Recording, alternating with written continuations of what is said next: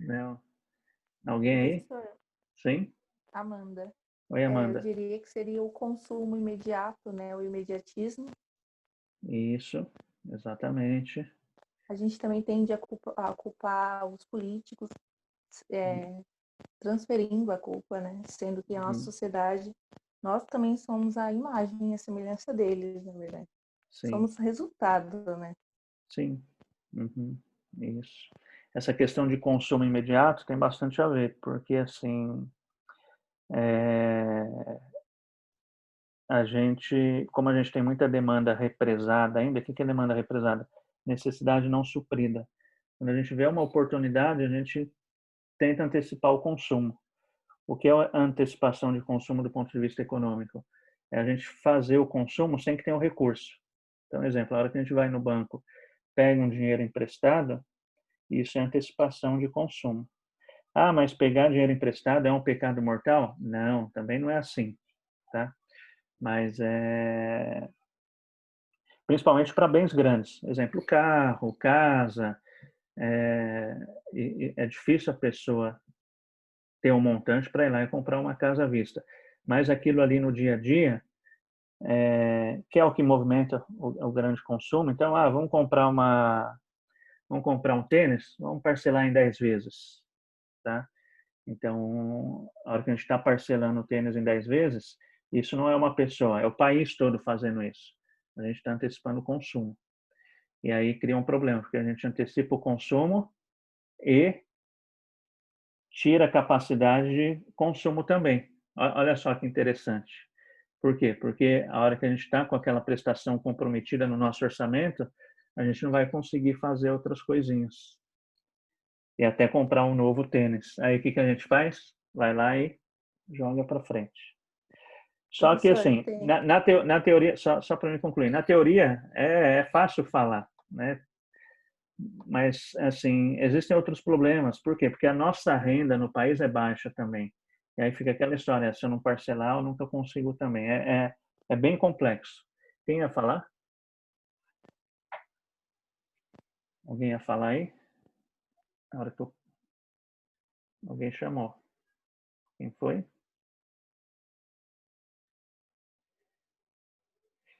Então, assim, voltando a essa questão de inflação. Como que a inflação, é, como que a gente pode associar a inflação a um subproduto da nossa sociedade?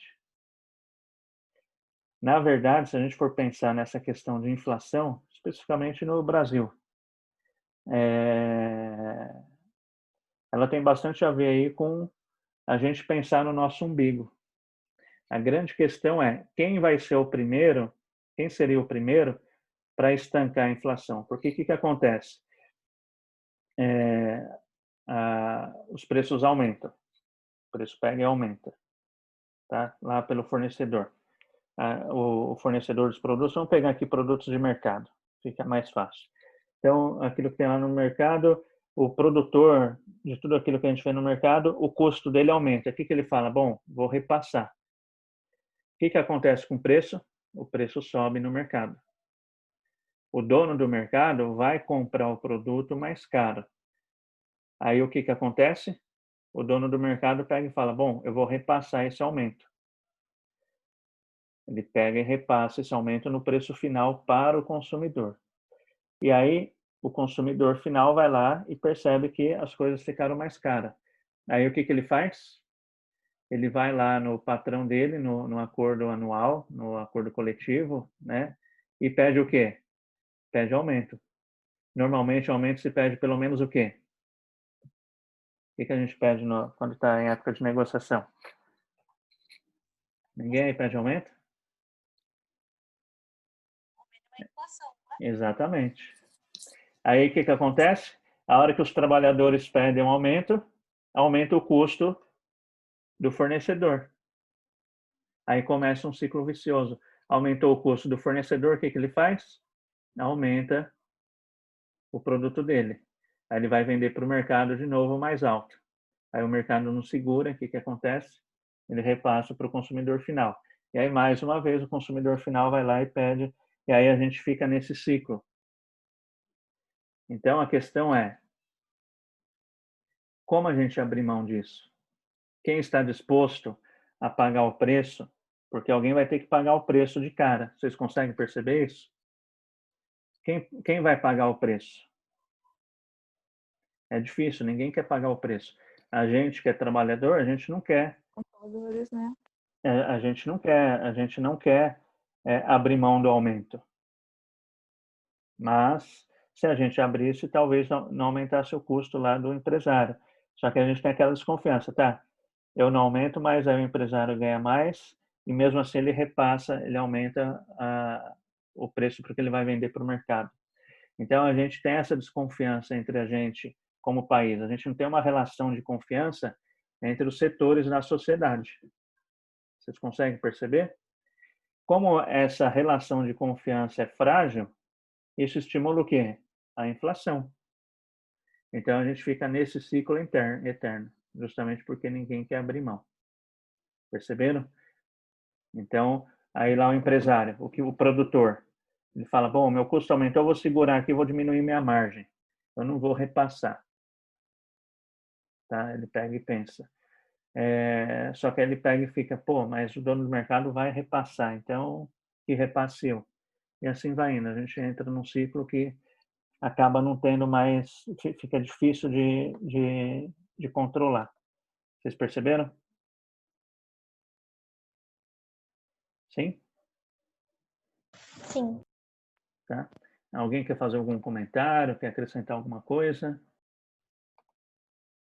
Professor, eu tenho uma pergunta. Sim? Eu ouvi falar que quando os preços aumentam, com a inflação, eles tendem a voltar ao que era antes, isso é verdade? Eles tendem o quê? A não voltar ao preço que era. Ah, sim, sim, sim. Exatamente. É uma coisa que custava. Isso é verdade, tá? Há uma tendência de quando o preço aumenta, ele não volta mais para aquele preço original. Até pegar um exemplo disso, bastante comum, é o preço da gasolina. Quem acompanha aí o preço de gasolina sabe disso. Então, vamos supor que a gasolina esteja lá R$ 4. Aí, o que acontece? Aumenta lá na distribuidora o preço da gasolina, ela passa para R$ 4,20. Aí, lá na distribuidora, o preço, o que acontece? Ele cai de novo. Há uma tendência dos donos dos postos não repassar o preço disso, tá? Ele tem um nome técnico, me fugiu essa questão do preço não voltar. Depois, a hora que eu lembrar, eu falo para vocês. Mas seria aí uma espécie da gente imaginar uma bexiga, né? Então, a hora que você assopra uma bexiga, ela aumenta de tamanho. Você até pode murchar ela, mas ela nunca vai voltar para aquele tamanho original dela. Ela até pode diminuir, mas para aquele tamanho original ela não volta mais. Há uma tendência, sim, de ocorrer isso com os preços. Então, na verdade, quando a inflação vai subindo, além das situações pontuais, ela vai fazendo esse efeito elástico, né? Que ele vai, mas não volta para o mesmo lugar, tá? E aí os preços tendem a subir mesmo. É isso daí mesmo. Há essa tendência natural aí do preço não voltar para o que era antes. Porque o que acontece? Quem está vendendo o produto, as pessoas se adequam àquele preço. A grande realidade é essa, as pessoas se adequam àquele preço. Por mais que a venda caia, em algum momento há uma estabilidade. Estabilidade que eu digo não de volume de vendas necessariamente, mas de ganho para quem está vendendo aquilo. Então, muitas vezes a pessoa até prefere vender menos e ganhar a mesma quantidade, tá? Então, por isso que há essa tendência aí do preço não voltar para trás, tá certo? Ok? Tá Tranquilo? certo, obrigada, professor. Tá? Então é isso. Vamos lá, vamos falar aqui um pouquinho sobre inflação. Nós já estamos falando, né, sobre inflação, então a gente sabe que inflação é isso, é o aumento do preço. E o que ela traz de nocivo aí para a gente É justamente a perda de planejamento que as pessoas passam a ter. Então, hoje, a gente tem inflação no Brasil? Tem. Está controlada? Sim. Tem essas situações pontuais que a gente estava comentando aí no começo do arroz e tal, mas assim, a gente pode dizer que ainda está controlada, tá? Então, na situação que está hoje, a gente consegue fazer um planejamento. Então, se você pensa em comprar um carro, você fala, pô, estou aqui no 8º semestre, depois que eu terminar a faculdade, eu vou comprar um carro. Você consegue se planejar, você consegue fazer um planejamento para pensar no futuro. Então, você pega e fala, bom, o preço do carro é tanto, se eu guardar um valor mensal durante determinado tempo, eu ajunto tanto, e quando chegar lá, eu financio um pedacinho. Então, olha só, isso essa situação de preço controlado favorece isso. Você consegue pensar lá na frente. E o pensar na frente está vinculado justamente o quê? A questão de estabilidade. Então, você tem uma noção de quanto o preço vai estar do carro a 2, 3 anos. Então, as pessoas conseguem se planejar. Já numa situação de inflação mesmo, inflação alta, as pessoas não conseguem se planejar dessa maneira. Por quê? Porque se a inflação está muito alta, conforme eu comentei aí nos anos 80, a inflação era muito rápida. Tá? Era isso daí, questão de uma semana era 100% de inflação. Então, a gente perde a noção de planejamento, porque a gente não tem a mínima ideia de quanto aquilo que a gente está querendo comprar vai estar lá na frente, justamente porque o preço sobe muito rápido, tá? E outra coisa, a questão da inflação, ela sempre vai tirar o poder de compra nosso, principalmente para a gente aí que está na linha final, ou seja, como consumidor. Então, por mais que o nosso salário seja reajustado com base na inflação, esse salário ele tem um atraso aí de pelo menos um ano. Normalmente os acordos coletivos são de um ano, não é isso? Então você fala, não, a inflação pode aumentar que lá na frente eu vou ter a correção do meu salário. Só que você vai ter um ano de defasagem aí, os preços aumentando todo mês. Então, quando você chegar lá, você já vai ter que ter sofrido aí na questão de consumir menos para que o seu dinheiro dure o mesmo período de tempo, tá? Então, essa questão de salário corrigido pela inflação é ilusão, tá? Então, porque tem gente que às vezes fala, mas não tem problema ter inflação porque é corrigido. Não é bem assim, porque a gente sempre vai estar atrasado, pelo menos um ano atrasado. Ninguém aí tem aumento salarial todo mês, não, né? Tem? Pelo menos uma vez ao ano, não é isso? Tá? E aí, essa questão da gente perder a capacidade de compra, qual é o impacto disso na economia? Alguém tem alguma sugestão?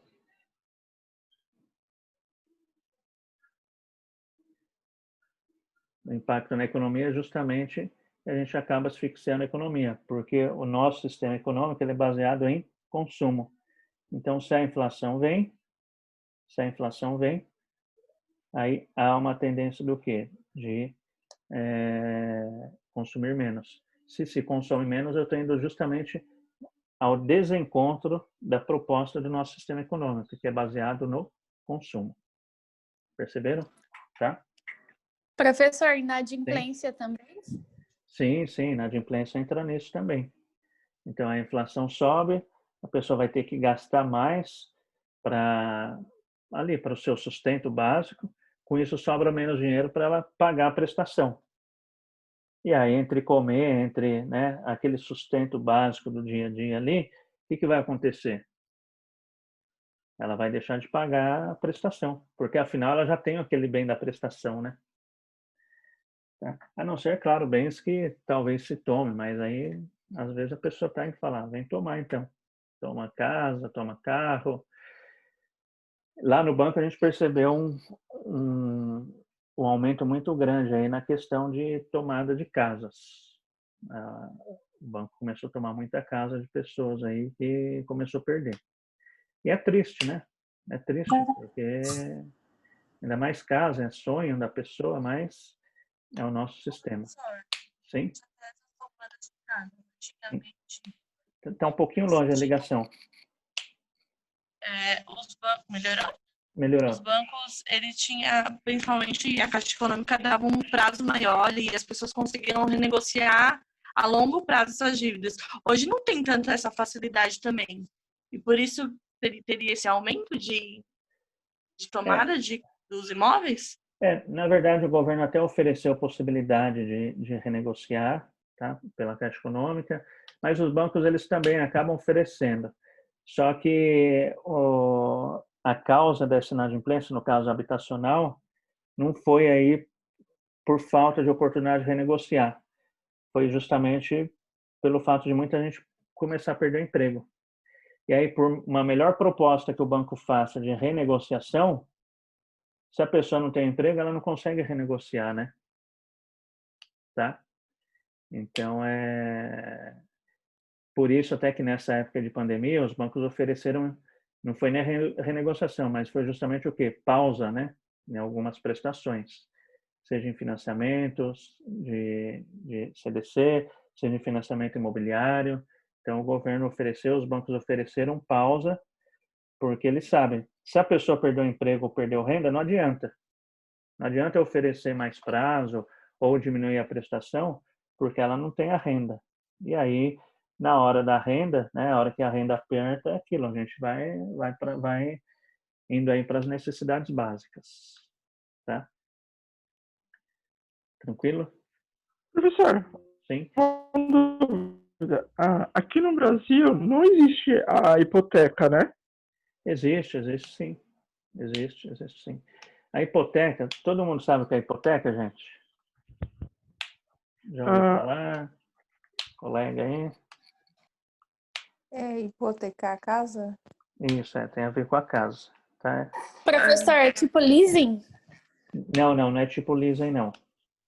Hipoteca, acho que o Anderson talvez, você perguntou que a gente não tem muito aqui, porque talvez você tenha associado isso daí com o mercado financeiro americano, não é isso? Correto. Acho que, se não me engano, em 2009, por causa da bolha econômica, da questão de muitas hipotecas, as pessoas não têm condições de pagar as hipotecas, acabou quebrando o sistema financeiro americano, né? Deu uma quebrada legal lá, em 2009, se não me engano. Acabei associando essa questão daqui com lá. Não, a gente tem hipoteca sim. Hipoteca, igual o colega disse aí também, tem a ver com imóvel. Hipoteca é um nome técnico dado aí no jargão jurídico para garantia de bens imóveis, tá? Então, hipoteca é um bem que é dado em garantia, um bem imóvel que é dado em garantia, diferentemente de um bem imóvel. Então, exemplo, na hora que você dá seu carro como garantia por empréstimo, aquilo não é chamado hipoteca, tá? Ele tem um outro nome, mas não é hipoteca. Então, hipoteca é quando é dado um bem imóvel, no caso, casas. Então, aqui no Brasil tem, sim, e é utilizada normalmente. Então, quando você vai lá e compra uma casa, quando você compra uma casa financiada, aquela casa ela já nasce hipotecada. A favor de quem? Do banco. Então, por quê? Porque aquela casa que você está financiando, ela é dada como garantia para o banco reaver aquele dinheiro que ele te emprestou. E se lá na frente você não conseguir pagar, você perde a casa. O banco tem o direito legal de tomar a casa. Tá? Por quê? Porque a casa está hipotecada. Por isso, inclusive, isso é bastante importante. Um dia, quando você for comprar uma casa, principalmente se for negociação direta aí entre compradores, você, pô, achei uma casa legal aqui, eu vou dar o dinheiro direto para o cara. E assim, e a gente tem mania, o brasileiro tem mania de deixar a documentação para depois, não é? Então, sei lá, você vê uma casa e fala, vou pagar aí 200 pau para o cara. A casa era 300, está por 200, legal, vou comprar. E a documentação eu vejo depois. Vai lá, faz a transferência, você faz a mudança, está morando lá. Se você não ver, se você não olhar a documentação previamente e essa casa tiver uma hipoteca a favor de algum banco, o banco pode vir e tomar de você. tá? Então, por isso que um banco nunca financia uma casa que esteja hipotecada. Por isso que a gente nunca deve comprar uma casa que esteja hipotecada. Por quê? Porque, na verdade, o dono de uma casa hipotecada, a hora que você comprou uma casa, está pagando a prestação lá direitinho, está morando nela, mas o dono, vamos chamar assim, entre aspas, da casa, ainda não é você. Você só vai ser o dono efetivamente quando você pagar a última prestação. O dono quem é? É o banco. Ah, eu já paguei mais da metade, o banco vai me tomar, isso é injusto? As leis nem sempre são justas, tá? Então, Professor, veículo também, né? veículo também, mesma coisa. Só que a garantia não se chama hipoteca, tá? Então, é bastante utilizado. E assim, hoje em dia, os bancos oferecem empréstimos tendo como contrapartida hipoteca. Então, vamos supor agora que você já tem a sua casa é quitada, você não deve nada ali para a casa. Isso daí acontece normalmente para empréstimos maiores. Então, vamos supor, você é empresário ou é mesmo uma empresa, tem um imóvel no nome da empresa. O que acontece? Você vai lá e precisa lá de R$500 mil. R$500 mil e você tem um imóvel que vale R$1 milhão. Aí você vai lá no gerente do banco, senta para conversar e oferece para ele, ó, você não aceita hipoteca como garantia? O banco fala, sim, aceito. O que o banco vai fazer? A casa não está financiada, a casa é sua, ela está quitada. O banco vai te emprestar os R$500 mil. O banco normalmente empresta um valor menor do que o valor do imóvel, justamente para que ele tenha garantia, tá? Então, aí o que acontece? Ele te deposita os R$500 mil na sua conta e esse bem passa a ser hipotecado para o banco, em favor do banco. Então, se você não vier a pagar aquela hipoteca, aquele empréstimo, o que o banco faz? O banco vai lá, executa e toma a sua casa. Ainda que aquele financiamento não se refira a um financiamento imobiliário, tá? E por que o banco normalmente ele financia um valor menor do que o valor do imóvel? Então, no exemplo que eu dei aqui, você hipotecou o imóvel de R$1 milhão, por que ele vai te emprestar R$500 mil só? Alguém tem alguma sugestão? Porque o banco não está comprando a casa, ele está alienando. Então, se o cara quiser pagar, ele paga. Senão, ele vai perder a parte que ele deixou de receber lá atrás no empréstimo. Isso. Devagar. E aí, a hora que acontece isso, o banco ganha o que a gente chama de liquidez também. O que seria a liquidez?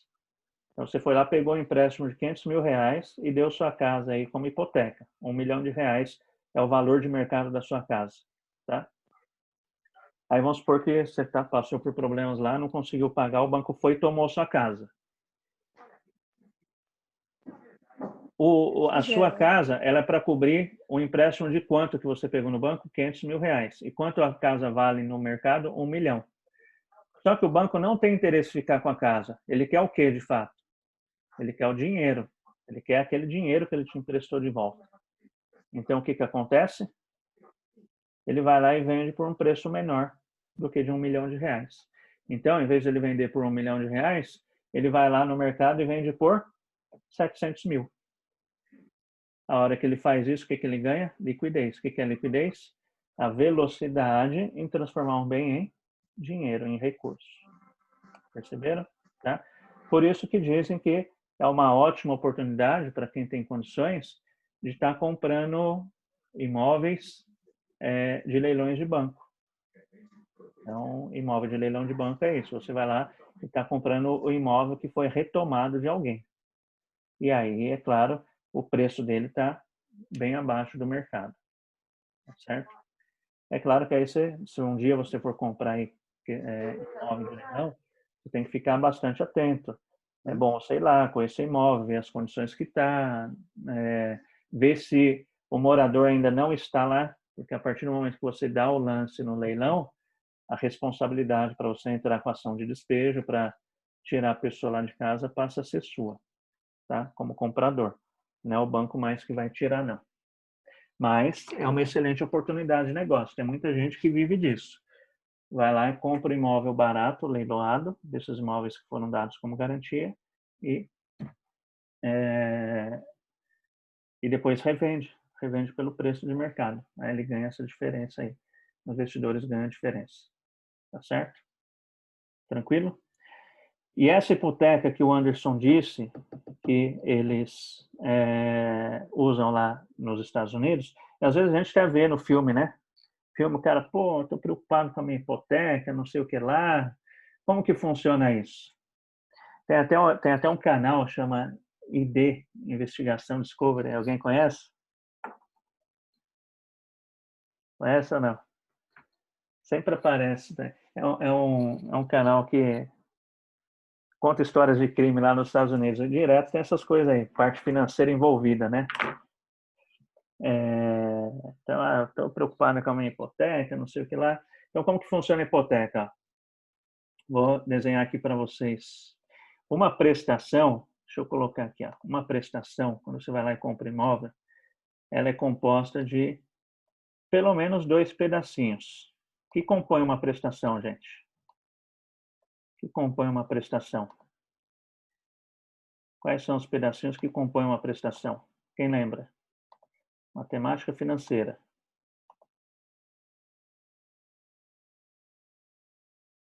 Ninguém lembra, hein? Professor, seria o preço real e os juros? Não é bem o preço real. Mas, ó, vamos supor, você paga uma prestação aí do seu imóvel de R$ 1.500. O valor total da prestação, R$ 1.500. Que forma essa prestação? São 2 pedacinhos. Um é os juros e o outro é a amortização. Tá? Então, nesse caso aqui, vamos supor que os juros corresponderiam a R$ 1.000.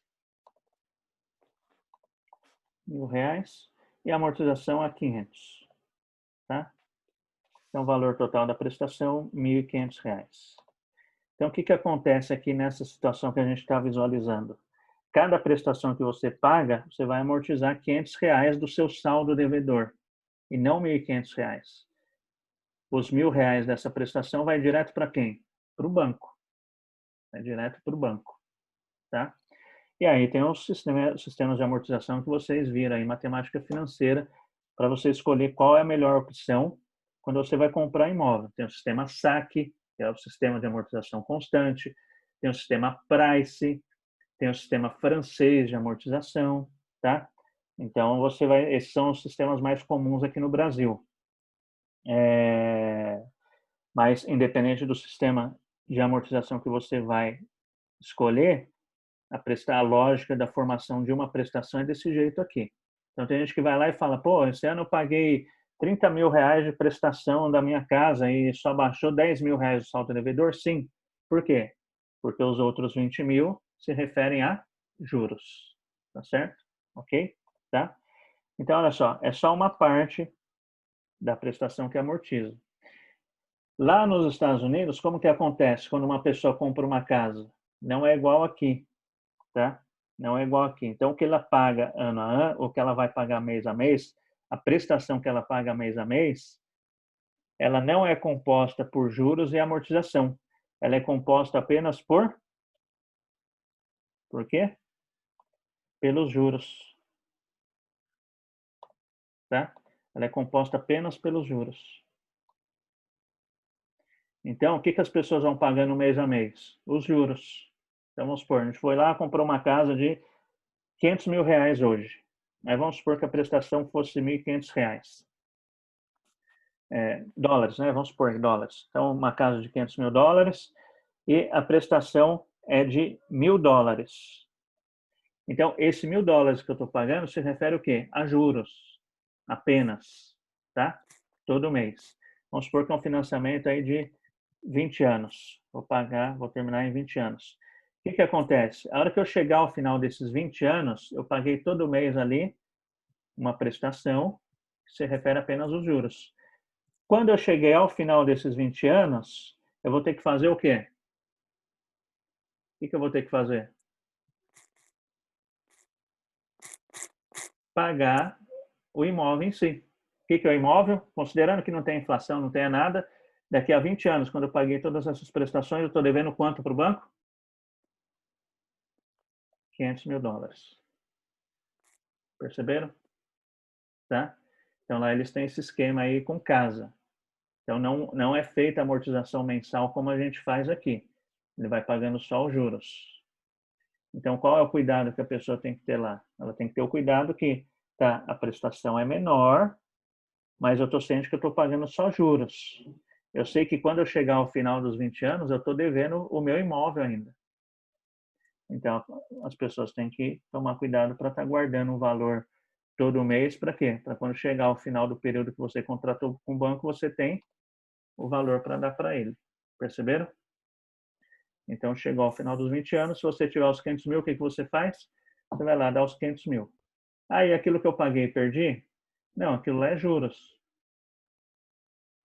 Ah, e se eu cheguei aqui ao final dos 20 Seria como anos... se fosse.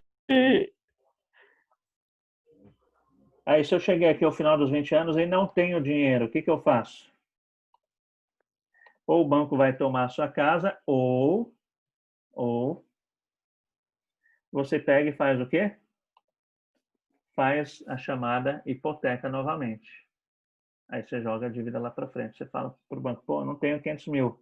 Faz o seguinte, me financia de novo essa casa. Aí o que você começa a fazer? Mais 20 anos. Começa a pagar mais juros todo mês. Tá? Vai pagando juros todo mês. E daqui 20 anos você vai ver se tem dinheiro lá para pagar essa casa ou não.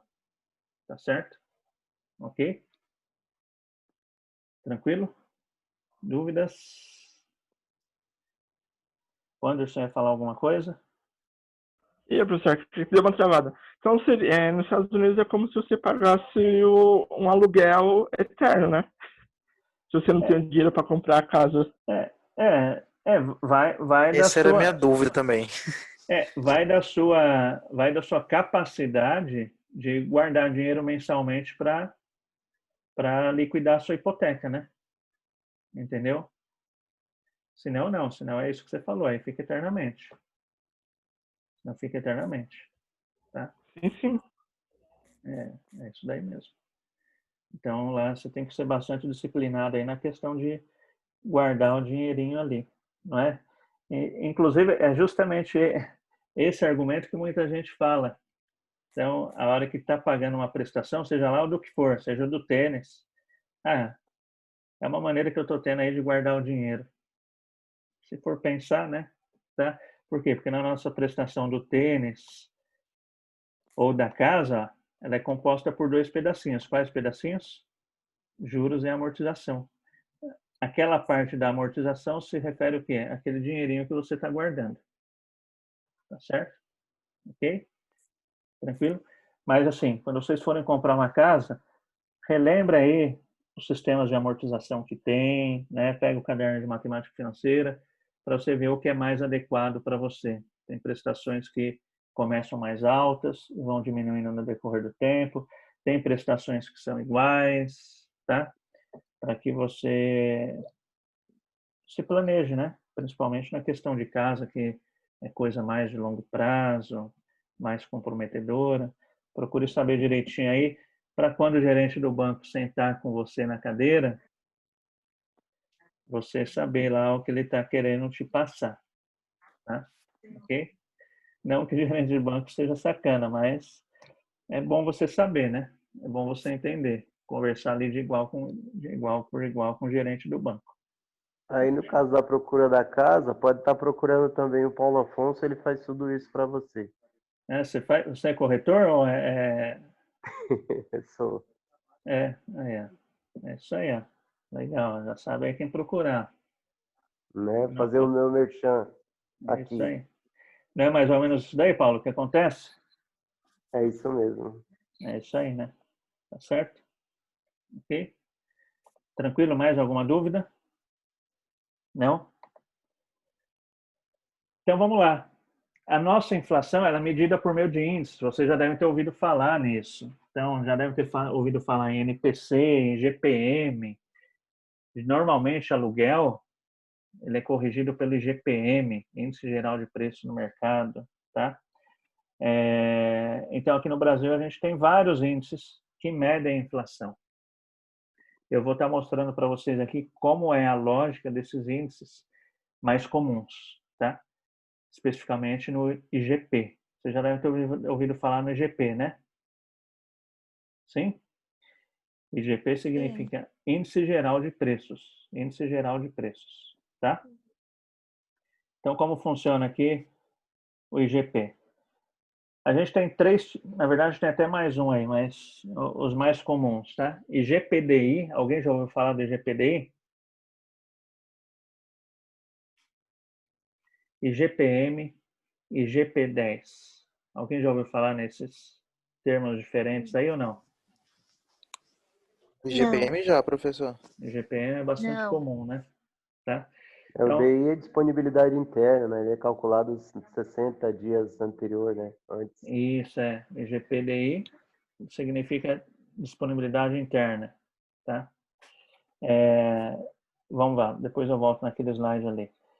O IGP, pessoal, o importante para você saber sobre o IGP é que ele é uma média ponderada de 3 índices. Então, olha só que confusão. Estou falando de um índice que é formado por 3 índices, ou seja, eu já tenho de cara quantos? 4 índices, né? O IGP, que é formado pelo IPA, pelo IPC e pelo INCC, ou seja, eu já tenho 4 índices, tá certo? Então, o IGP é uma média ponderada de 3 índices. Quais índices? O IPA. O que significa IPA? Alguém tem alguma sugestão aí? Índice de preço pelo atacado, professor? Isso, índices de preços no atacado, tá? Aí a gente tem o IPC, provavelmente vocês já ouviram falar no IPC. O que é o IPC? Índice de preços ao consumidor. Isso. E o INCC? Alguém sabe o que é INCC? Já comprou casa na planta? Índice Nacional na Construção Civil, né? Isso, exatamente. Alguém já comprou casa na planta? É muito arriscado. Não? Você acha arriscado? Hoje em dia é um pouco menos, né? Porque existem os bancos garantidores. Então, quando você vai comprar imóvel, assim, pelo menos na lei, tá? Mas quando... Boa colocação do colega aí. Quem que falou aí que é perigoso? Eu, professor Lucas? Lucas. Então, se um dia você for comprar imóvel na planta, é perigoso? Assim, de fato envolve um risco, tá? Mas hoje existem mecanismos legais para que o consumidor seja protegido, tá? Seja protegido. E essa proteção se dá de que maneira? Quando você vai comprar alguma coisa na planta, você tem que procurar saber qual é o banco garantidor daquela obra, tá? Quem é o banco garantidor daquela obra? Porque aí o que acontece? Caso a construtora quebre, o banco ele termina aquela obra, tá? Então isso minimiza bastante os riscos. O professor, Talvez... mas no caso pode ter construtora que não tem esse banco garantidor, né? Então, pela lei tem que ter, por lei tem que ter, mas aí depende. Se você vai comprar de uma construtora menor, aí em contrapartida o cara te dá um preço mais barato, você entendeu? Uhum. Então aí vai, a gente sabe que o brasileiro sempre dá jeito para tudo, né? Uhum. Então assim, pela lei tem que ter, a construtora tem que ter um banco garantidor, tá? Então se você entra, então você vai comprar imóvel na planta, procura saber lá com o corretor, porque tem uns corretor que é picareta. Não é o caso do Paulo, né, Paulo? Então, o corretor quer vender lá. Então, você chega e dá uma intimada nele. E aí, quem é o banco garantidor dessa obra? E aí, é claro, você vai se certificar, não vai acreditar também só no folhetinho que está lá, naqueles estandes bonitos, e você fica todo encantado. Aí você vai para casa tranquilo, dá aquela pesquisada, entra em contato com o banco e confirma, você é garantidor da obra tal? Confere? Ah, legal. Então, beleza. Isso te dá uma certa garantia. Se a construtora vier a quebrar, o banco garante lá o término da obra. Tá certo? Ok? Ô, professor, e a gente consegue consultar isso de forma fácil? Precisa de... a gente consegue consultar isso de forma fácil, assim? Olha, eu sinceramente não conheço. Se tem algum lugar fácil, eu desconheço. Mas assim, o É próprio... o cartório. Oi? Cartório. Cartório dá para consultar? Dá, porque é proibido vender imóvel sem que seja feita a incorporação. Isso. Então, a primeira providência que tem que tomar é ir à prefeitura para saber se aquele projeto que estão te apresentando ele está aprovado, devidamente aprovado, e no cartório de registro de imóvel para saber se realmente existe o imóvel, né? E é vedado a venda de imóvel sem que ele seja feito a incorporação, ou seja, sem que ele seja registrado. É vedado. Normalmente as construtoras hoje eles lançam, faz aquele pirata de 2, 3 meses, faz aquele auê, normalmente enquanto está registrando, né? Por exemplo, eu tenho uma previsão para mim para sair o registro daqui a 30 dias. Então eu posso trabalhar, tá ofertando esse produto no mercado, fazendo aquela que a gente chama de pirata, mas a venda de fato, assinatura de contrato e recebimento não pode ser feito, a menos que o cara, aquele corretor, seja um picareta. Isso. E assim, é aquilo lá, né? Sempre tem, né? Sempre tem. Aí você dá aquela entrada, né? Você pode até não pagar a prestação, mas o cara fala, me dá um checão de 15 pau aí, para segurar, não é isso? O Aí você ideal dá. é você não Sim, arriscar, sim, né? sim. Porque dinheiro A custa pressa, caro. assim, a pressa com dinheiro, ela sempre atrapalha, né? Sempre atrapalha. É claro que às vezes você tem que pensar rápido para ter uma oportunidade de ganho, mas assim, a pressa tem muito a ver nesse sentido, que eu digo, com emoção, né? Então, emoção e dinheiro não combinam. Emoção e dinheiro não combinam. Então, você vai lá, vê uma casa, vê com calma, né, Paula? Procura saber se o documento está em dia. Se você vai comprar direto de alguém também, é bastante importante isso. Vai no cartório, vê se a matrícula dele está atualizada, tá? E matrícula não tem nada a ver com escritura. Escritura é uma coisa, matrícula é outra. E o que garante para você o direito de propriedade do bem que você comprou não é você ter uma escritura na mão, mas é você ter a matrícula registrada no seu nome. São coisas distintas, tá? Não vai no cartório de imóveis, procura saber se aquela pessoa que está te vendendo está registrada lá na matrícula, bonitinho, tá? Se a pessoa é realmente dona, né? Isso, exatamente. Porque, bom, o cara que está me vendendo, ele é dono, ele tem ele pode vender, é dele. Outra Isso. situação que é bastante pertinente hoje é a questão das certidões de Negativo. protesto, né? Imaginar que o banco tá tomando essa casa por uma dívida lá atrás. Então, se você não consultar, a melhor maneira de você ter uma compra garantida, né, que nós estamos falando de compra, Sim, é realmente procurar um profissional da área. E, se isso, você quiser fazer por conta, exija as certidões, né, as certidões de protesto. exatamente. Isso é interessante Paulo falar, porque assim, existe aquela lenda do bem impenhorável, né? O bem de família, não sei o que lá. Vocês tiveram aula de direito, né? Talvez o professor de direito tenha falado isso daí com bastante propriedade. Mas essa questão do bem único ser considerado bem de família e o banco não poder tomar não é bem assim, tá? Existe bastante exceção para isso e a situação fica fragilizada. Mas isso que o Paulo disse, o que é? Você vai lá e compra o imóvel de uma pessoa. Então, vamos supor, estou vendendo o meu imóvel aqui, R$1 milhão, tá? Vale meu imóvel. Aí, para ficar mais fácil vender, eu vou lá e coloco por 800 mil. R$800 mil, tá? Só que eu tenho algumas falcatruas aí com a Receita Federal, tem imposto sonegado, né? Lavei dinheiro e comprei esse imóvel.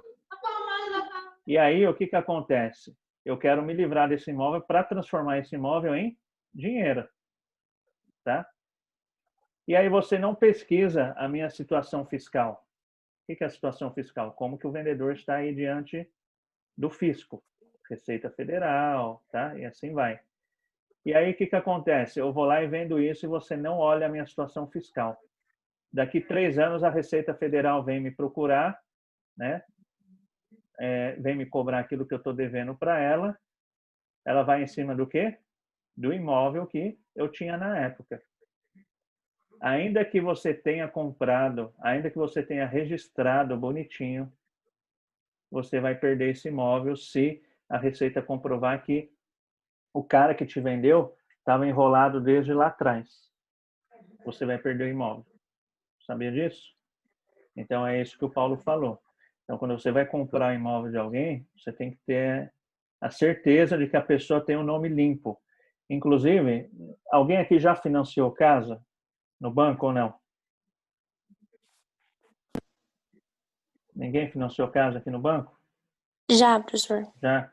Então, quando você vai lá financiar a casa, não sei se você lembra desse detalhe, mas o banco ele faz a pesquisa cadastral sua, que vai pegar o valor financiado, o banco tem que fazer isso para enxergar a capacidade de pagamento, né? Se tem o nome sujo, se não tem, e vai lá e fala, bom, você tem capacidade de pagar. Beleza, você está liberado para, a gente autoriza com que a gente te oferece um financiamento. Só que o banco ele também faz a pesquisa cadastral do vendedor. Do vendedor. Não sei se você se ateve a isso, se você percebeu. Sim, professor, o vendedor nem a construtora pode ter o nome Restrição. restrito também. Isso, exatamente. E muita gente se pergunta, pô, mas por que está vendo o nome de quem está me vendendo se o nome está sujo? Porque a ideia é justamente essa, é proteger quem? O comprador. Porque se o nome do vendedor estiver sujo, quem tem direito a essa dívida lá no passado pode executar esse imóvel, ainda que o imóvel tenha sido vendido para terceiros. Perceberam? Tá? Ah, isso é injusto. Talvez até seja injusto, mas é uma maneira aí que o legislador encontrou justamente para amarrar o quê? Pessoas que lavam dinheiro e transformam em bens e passam para frente. Então, cabe ao comprador estar tomando esses cuidados e identificar. A pessoa que eu estou comprando tem problema na justiça, tá? Tem problema na Receita Federal, ela tem dívida. Então, você tem que se ater direitinho a isso daí. Inclusive, lá no banco, já vi várias vezes de financiamento não sair, justamente não porque quem está comprando e quem vai pagar o financiamento tem nome sujo, mas justamente pelo fato do vendedor ter nome sujo. Então, se o vendedor não tem nome sujo, ele não consegue se livrar daquele bem. Tá? Professor, É mas no até caso incoerente, né? Sim? de um financiamento, o direto com o banco, quem cuida disso aí é o próprio banco, né? Ele analisa toda a documentação, né? Ele vai olhar tudo. Por quê? Por que o banco vai olhar tudo? Principalmente se for financiamento, tá? Ele vai olhar tudo porque se tiver alguma coisa com o vendedor e o banco não perceber, quem vai perder essa garantia, quem é? O banco. O banco, você entendeu? Porque a hora que o banco está financiando, ele faz toda aquela pesquisa porque ele quer ter o imóvel como garantia. E se ele pega o imóvel como garantia, entre aspas, bichado, se a Receita Federal vier cobrar, se a Justiça vier cobrar, daqui a 5 anos, aquele vendedor picareta, quem vai perder a garantia, quem é? O banco. Você entendeu? O banco. Então, na prática, um financiamento até te protege de você comprar de um picareta, porque o banco, de fato, vai ser bem exigente naquilo lá. Tá? Mas aí quem vai correr atrás dessa documentação toda, quem é? É o corretor. Né, Paulo? Não é o Com banco que faz a certeza. pesquisa, ele solicita as pesquisas. Se você não levar a pesquisa, o banco ele não vai correr atrás disso. Tá? Ok? Tranquilo? Uma Então, se coisa que é você vai importante comprar também é que financiado, é mais seguro nesse ponto de vista. Mas se um dia você for comprar à vista, cuidado, tá? Cuidado.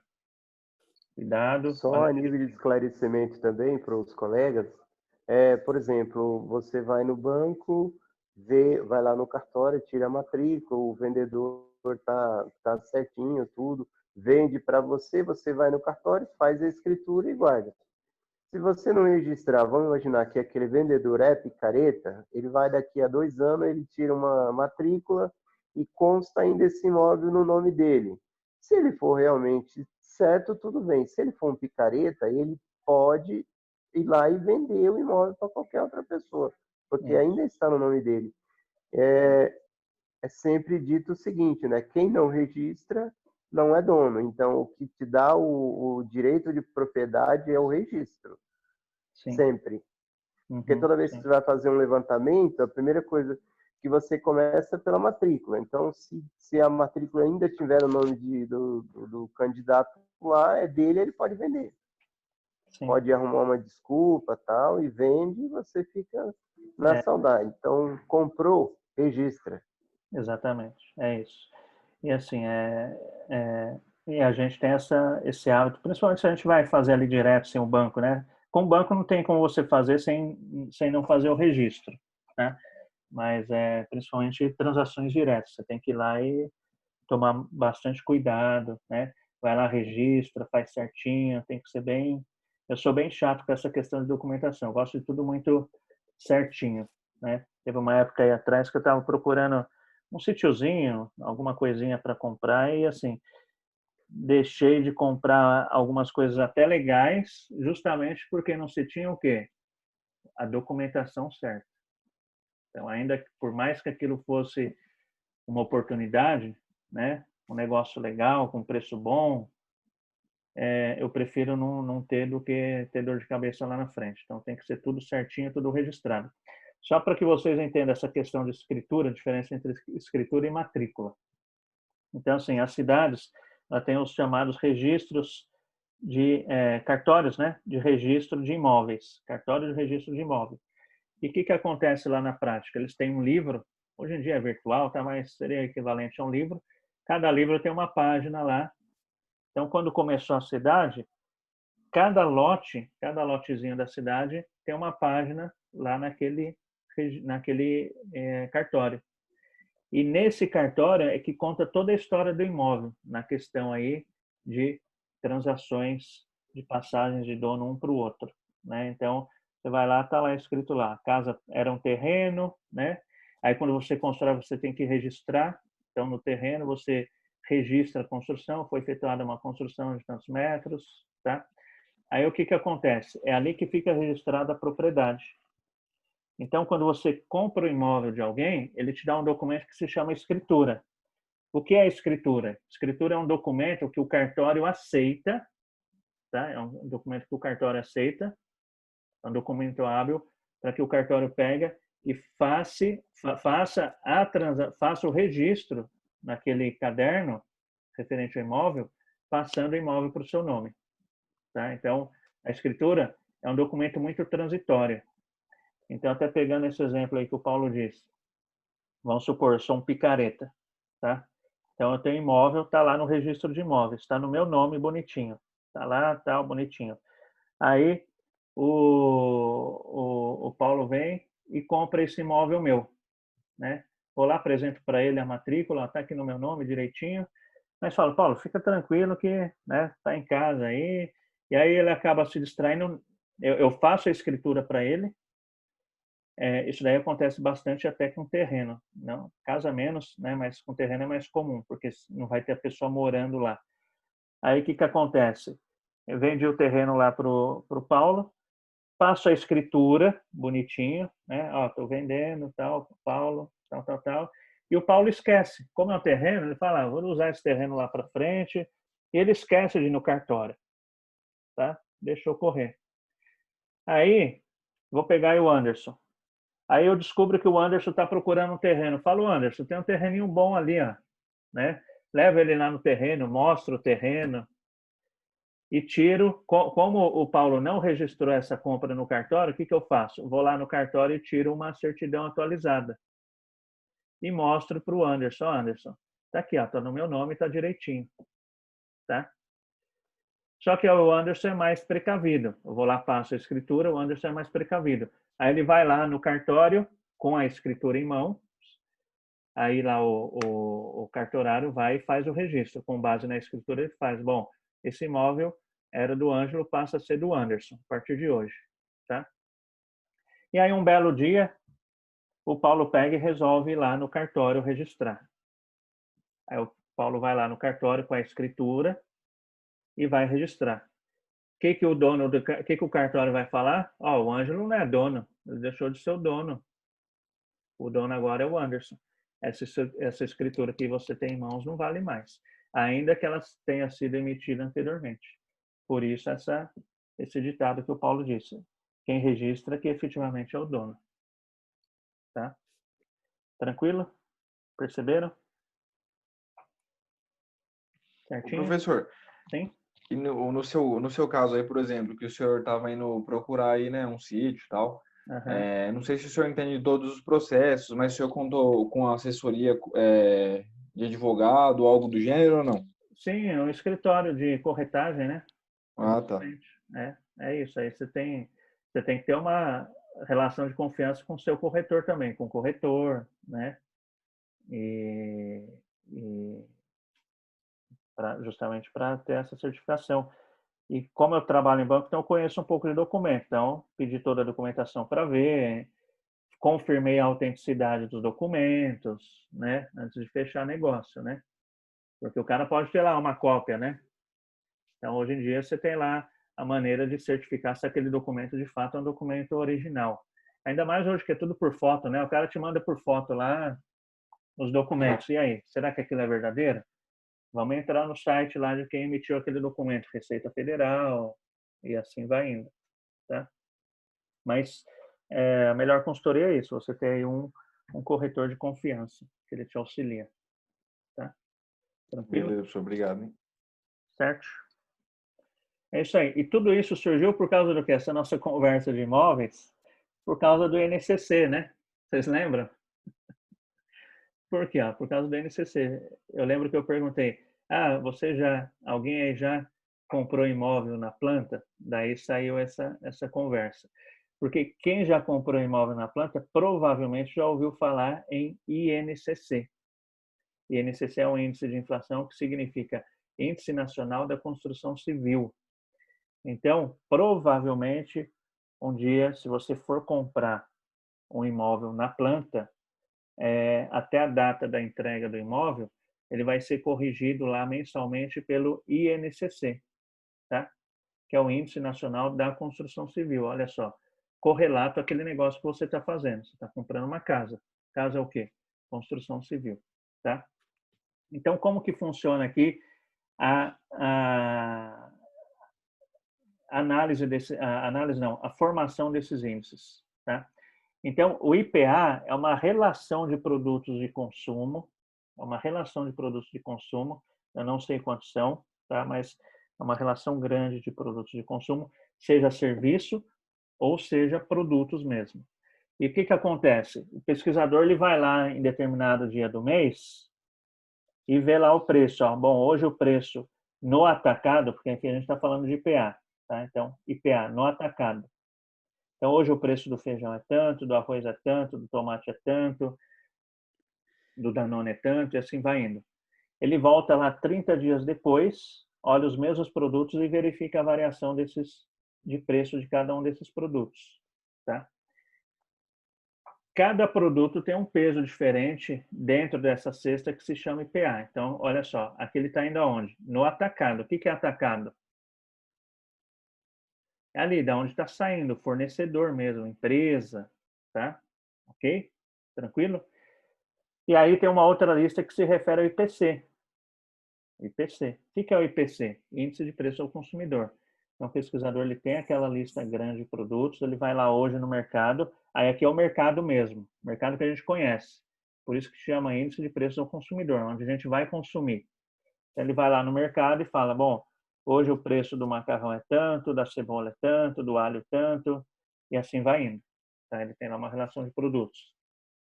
Ele volta 30 dias depois e vê a variação de preço para o consumidor.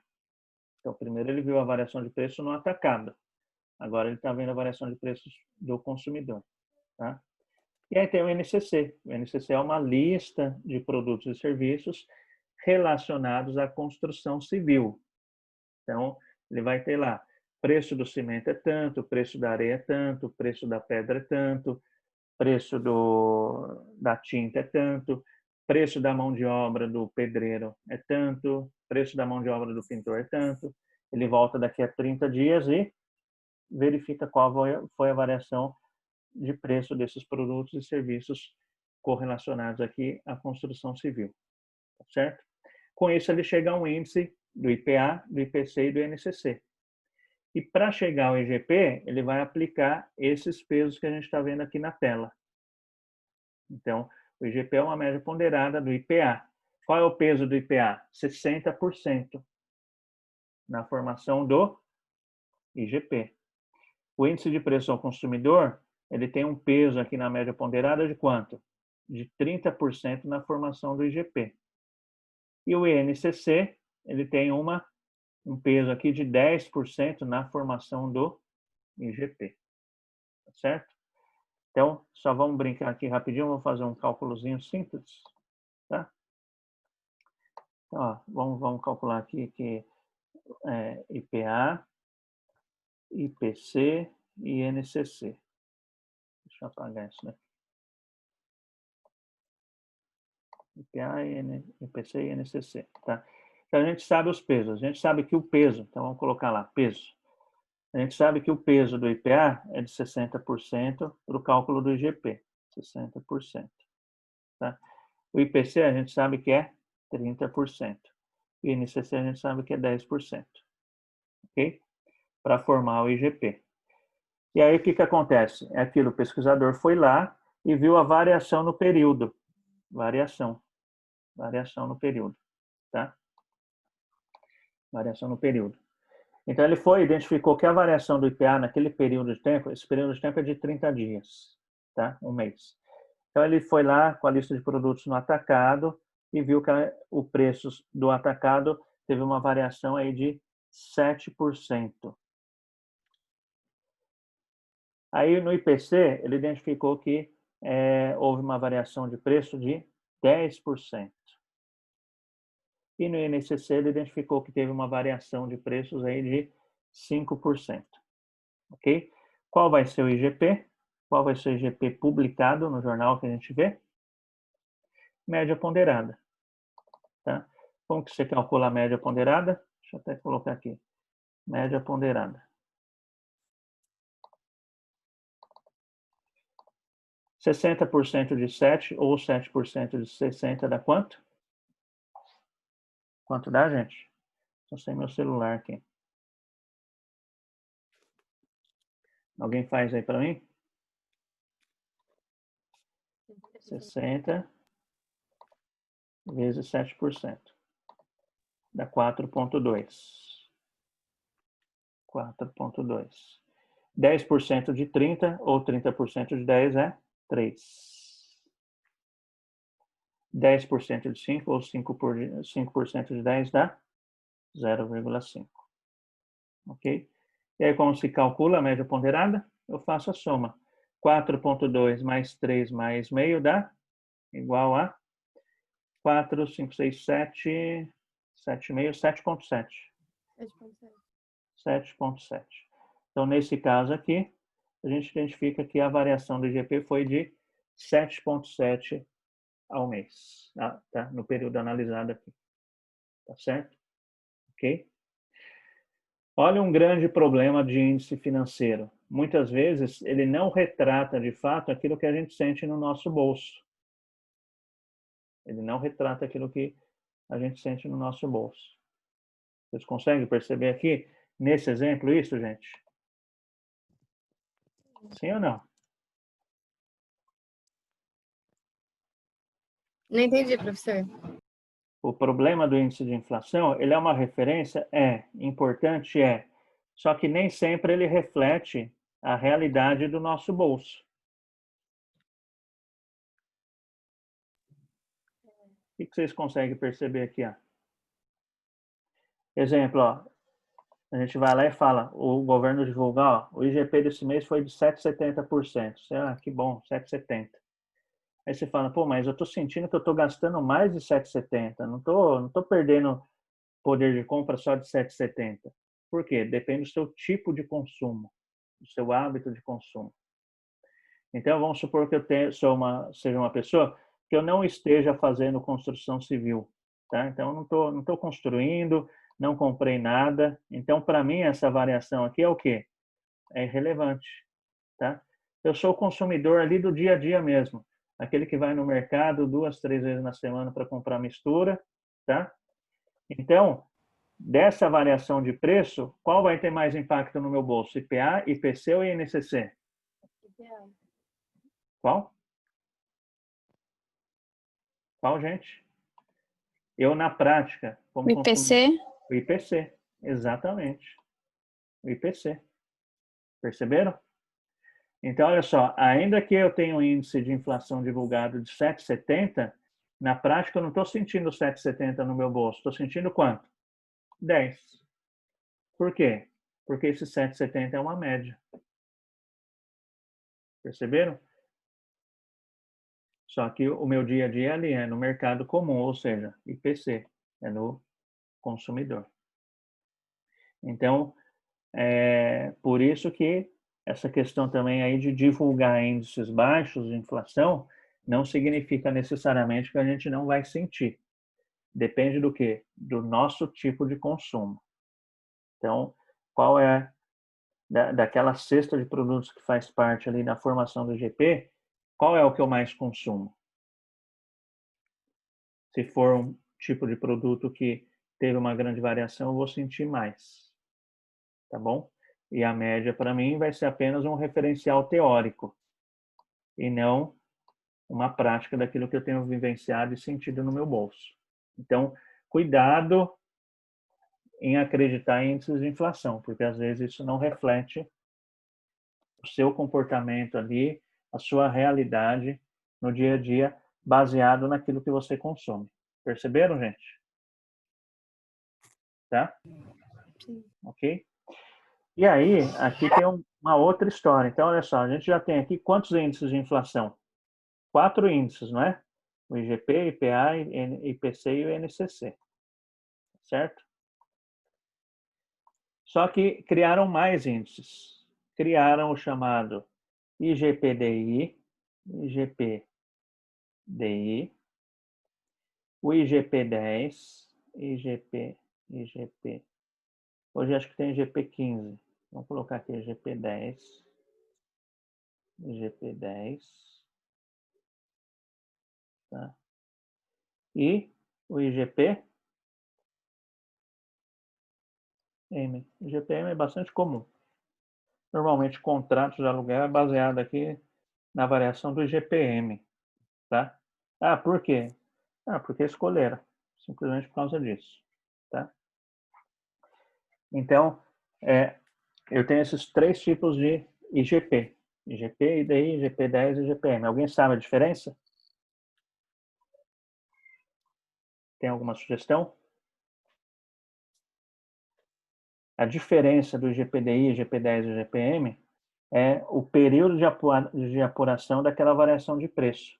São as datas que o pesquisador vai com aquela lista de produtos que eu comentei com vocês, lá no mercado para verificar quanto o preço do produto está naquela data. Tá? Então, deixa eu colocar aqui, ó, só para vocês verem. Acho que está aqui atrás até. Está aqui, ó. Olha só, o IGPDI. O IGPDI, ele vai mensurar a variação de preços que ocorreram entre o primeiro e o último dia do mês. Tá certo? Então, vamos considerar aqui o IGP de setembro. IGP de setembro. O IGP-10 de setembro e o IGP-M de setembro também, tá? Então, quando esses IGPs, você vê lá na TV, ó, o IGPDI de setembro foi de 3%. Isso se refere à variação de preço de qual período? Do dia 1 ao dia 30 de setembro. Perceberam? Tá?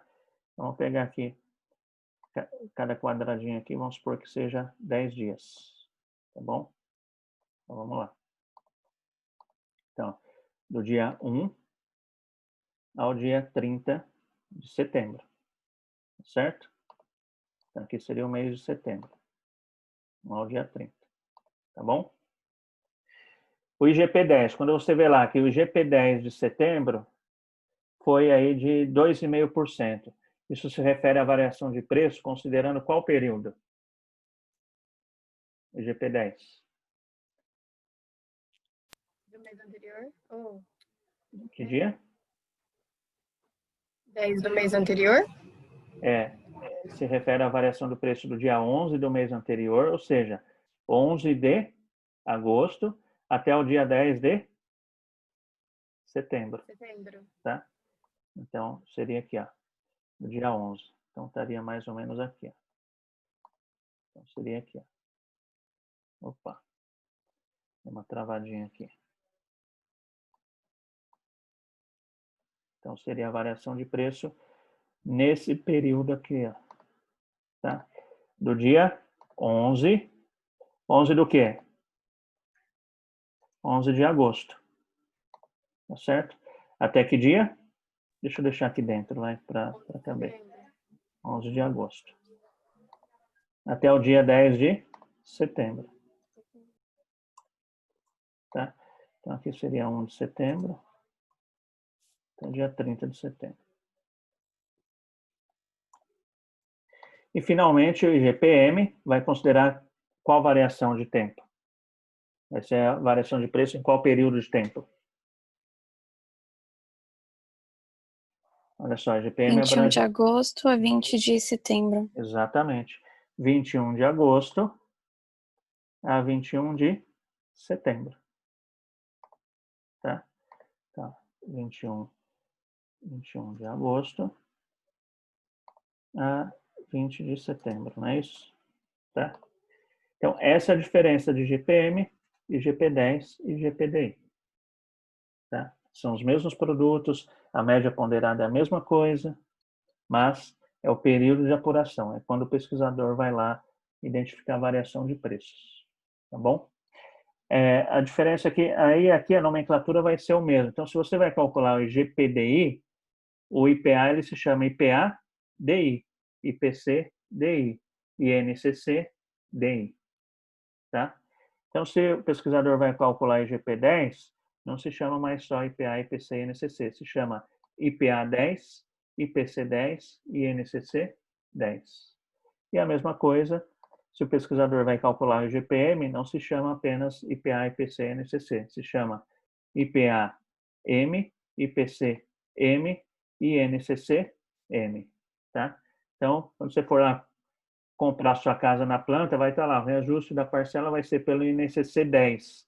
Aí você já sabe, vai ser a variação de preço ocorrida aí no mês 11, no mês 11, no dia 11 do mês anterior ao de referência ao dia 10 do mês de referência.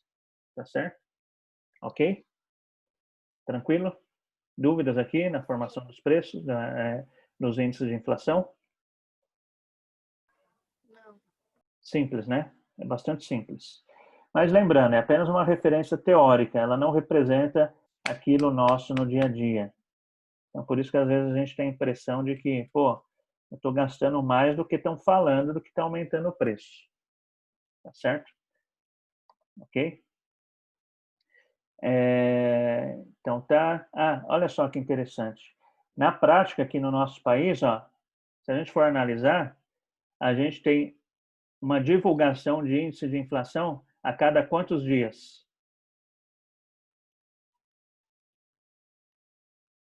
Cada quantos dias, gente? A cada 10 dias, não é isso? Ó, tem uma divulgação no dia 1º, uma no dia 11 e uma no dia 21.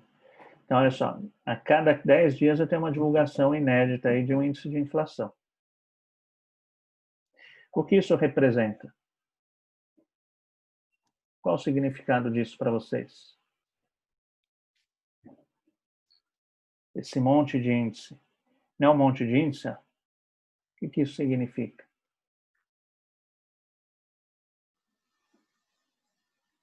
Variação de preço? Significa que eu estou controlando a variação de preço. Sim. Mas qual o significado de eu ter pelo menos esses 3 índices? Existem outros, tá? Significa que a saúde da nossa economia não é boa. Pô, mas ainda com inflação baixa não é boa? Não, não é boa. Tá? Porque, assim, se você mede a sua febre de hora em hora, então se você eventualmente for internado, talvez vai passar um enfermeiro e médico lá medindo sua febre lá de hora em hora, dependendo do que você tiver, não é isso? É ou não é? Então, se o médico está te medindo a febre de hora em hora, isso significa o quê? Você até pode estar bem, mas significa que você está em observação, porque você está em risco. Concorda? Não faz sentido? Se você está saudável, quando você vai lá e mede sua temperatura? É que agora aí com essa pandemia a gente mede a temperatura para entrar em tudo quanto é lugar, né? Mas numa situação normal, sem pandemia, você consegue lembrar a última vez que você mediu a sua temperatura do corpo? Numa situação de saúde, você mal lembra qual foi a última vez que você colocou lá o termômetro debaixo do braço, né? Tem outros locais para tirar também a temperatura. Até que tá dando rolo aí, porque tem gente que não quer tirar na cabeça, né? Tem que tirar aqui, tem gente que reclama que na cabeça atrapalha e tal. Tem que tirar no pulso, né? Então, se você não mede a sua temperatura com frequência, significa o quê? Que sua saúde está estável, não é isso? Então, olha só aí o significado. De eu ter pelo menos 3 índices de inflação em um mês, significa o quê? Que, na verdade, a nossa economia ela não está saudável. Porque uma pessoa saudável, ela não mede a temperatura 3 vezes no dia. Ou 3 vezes na semana. Perceberam? Tá? Então, só para vocês terem uma noção. Aqui a gente tem uma divulgação de pelo menos 3 índices. Pelo menos 3 índices todo mês. 3 vezes 12 dá 36 vezes. Então, olha só. Em um ano, a gente mede a nossa inflação quantas vezes? 36 vezes. Então, depois vocês entrem na internet aí, vocês pesquisem e vocês vão ver, tá? Lá na Finlândia, sabe quantas vezes é medida a inflação no ano? Uma única vez, tá? Tô pegando aqui um país extremamente desenvolvido. Não estou nem comparando com os Estados Unidos. Os Estados Unidos, perto de Finlândia, aí na questão de estabilidade econômica, é um patinho feio, tá? Então, olha só. Por que a gente mede 36 vezes no ano e a Finlândia uma vez? Justamente pela questão da saúde, pela questão da qualidade, no caso do contexto que a gente está falando aqui, econômico. Tá? Lá eles têm uma estabilidade um pouco maior na questão econômica do que a gente aqui. Tá? Só para fechar, hoje a gente estava programado para falar aqui sobre inflação, já está acabando, já acabou na verdade o assunto de inflação, mas pegando esse gancho aí de inflação, falando da Finlândia, sobre essa estabilidade que eles têm lá, essa estabilidade de vida, é algo até estranho para a gente, né? A Valmet, antiga Valmet, hoje eu não sei como chama, Valtra, tem alguém que trabalha lá ou trabalhou? Sempre tem nas turmas. Sempre tem alguém que foi para o Japão, sempre tem alguém que trabalhou na Valmet. Tem ou não? Ou Valtra, aqui em Mogi? Ninguém, gente. Há um tempo atrás eles tinham parte aí de capital finlandês. Nessa época eu até trabalhava em agência, faz um tempinho já. E aí, de vez em quando a gente ia lá visitar eles, ou eles iam na agência para ver as coisas lá de dinheiro. E aí a gente conversando sobre as diferenças dos países, né? E os finlandeses comentavam que a vida lá é muito sem graça, porque o cara, segundo eles, né? Isso daí palavras de um próprio finlandês. Lá o cara nasce, ele sabe que ele vai ter uma boa educação, ele sabe que ele vai ter um sistema de saúde bom sem ter que se matar para pagar aquilo, plano de saúde. Ele sabe que ele vai ter uma oferta de faculdade para ele poder escolher a profissão com base naquilo que de fato ele quer fazer, né? Então eles comentavam com a gente que a vida lá é muito sem graça. Ele sabe que se eventualmente ele perder o emprego lá na Finlândia, ele tem garantia vitalícia de seguro-desemprego, só que a sociedade também cobra. A sociedade também cobra. Então, o vizinho começa a ver, os vizinhos começam a ver o cara muito tempo parado, então a vizinhança começa a cobrar. Pô, você está muito tempo parado, né? Por quê? Porque o vizinho que está cobrando, ele sabe que, na verdade, quem está pagando é ele, tá? Mas aí eles acham lá muito estável, muito, porque então o cara tem muita estabilidade, ele consegue prever lá na frente tudo redondinho a vida dele. A gente brincava, vamos trocar então, vamos ter um pouquinho de emoção aqui no Brasil, né? Então, é só para a gente estar comparando aí duas economias bem diferentes, tá certo? Ok? Dúvidas? Se não tiver, então da minha parte é